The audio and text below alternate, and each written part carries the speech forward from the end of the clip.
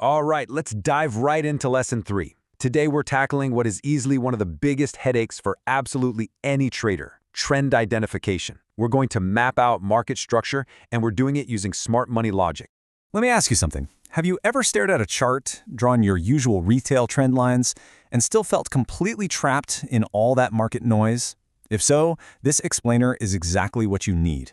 Because honestly, relying on your gut feeling or just guessing where a trend starts or stops, yeah, that's exactly how you get caught off guard. Here's the game plan for today. First, we'll look at the actual problem with guessing trends. Then, we'll find our market fuel through something called endorsement.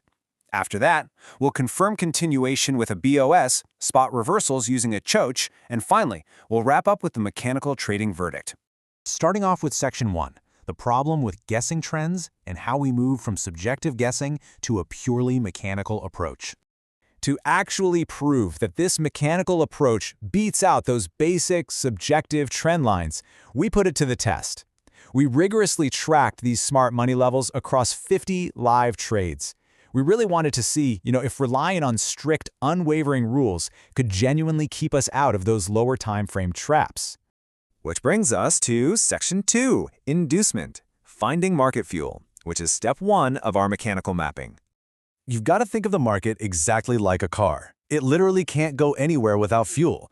And in the markets, that fuel is liquidity, usually sitting right there in the form of retail stop losses. So this gives us a vital rule. We absolutely have to wait for the market to induce people. It tricks them into buying or selling too early, hits those stop losses, and grabs that liquidity. Only after that happens can a higher high or lower low actually be confirmed. So how do we spot that happening in real time? Well, we use the strict left swing rule. Step 1, you wait for the price to drop and grab the first internal swing sitting to its left. Step 2, you only confirm that new high or low after the grab happens. By sticking to this rule, you're practically prevented from buying at the absolute top. It forces you to wait for the trap to trigger before you even think about an entry. If price just keeps shooting up without taking out that internal swing, we aren't marking a new high yet. Simple as that. All right, Section 3, BOS, confirming trend continuation. This is step 2 of our mechanical map. Here's where things get real. The crucial element here is the strict body closing rule. Let's say you're in an uptrend. If the price breaks above your previously confirmed higher high, it absolutely must close with a full candle body to be considered a break of structure, or BOS. This is huge because it forces smart money to actually commit to the move, showing their hand. And this right here is exactly why subjective traders get trapped all the time. If the price just pokes above the line with a tiny wick and immediately drops back down, that is not a BOS. That's a liquidity sweep. It's a fake out. But a full body close, like what we're seeing on the right side there, that is your true valid BOS. It confirms the trend is actually continuing. I can't stress this enough. This single rule saved our 50 test trades from dozens of fake breakouts. Moving to Section 4, CHOCH, spotting market reversals, which is step 3 of our mechanical mapping. So what happens when the trend actually shifts? That's where the COCH comes in, change of character. While a BOS tells us a trend is continuing, a COCH is your definitive turning point. Think about it like this. If you're riding an uptrend and the price suddenly breaks down below your last confirmed higher low, boom, that's a COCH. And here's the kicker. It relies on that exact same mechanical body close rule we just talked about. Absolutely no wicks allowed. Now, what's really fascinating about a SOCH is the behavior that happens right after. Once you get that mechanical body close, the price rarely just tanks immediately. Instead, it almost always pulls back to a point of interest. Why?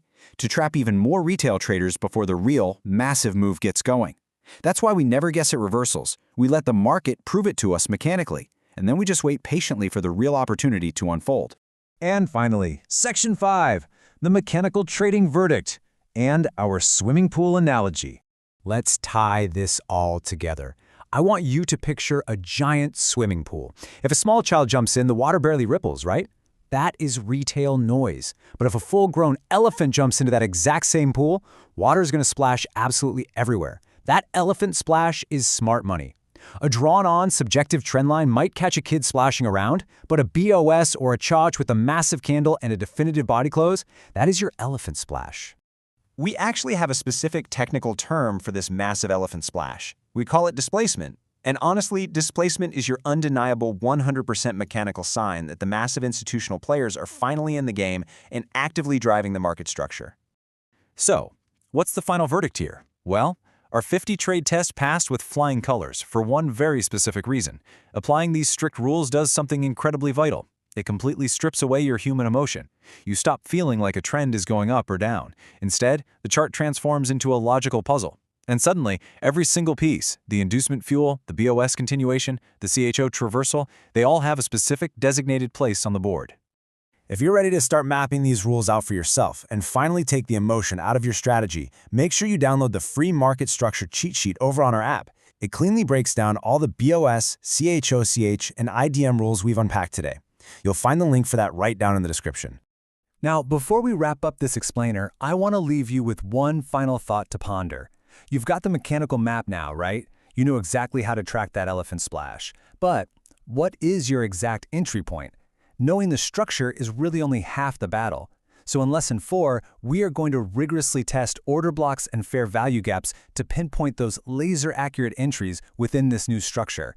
Until then, I want you to look at your charts and ask yourself, is my strategy truly mechanical, or am I still just splashing around in the shallow end? Think about it. I'll catch you in the next explainer.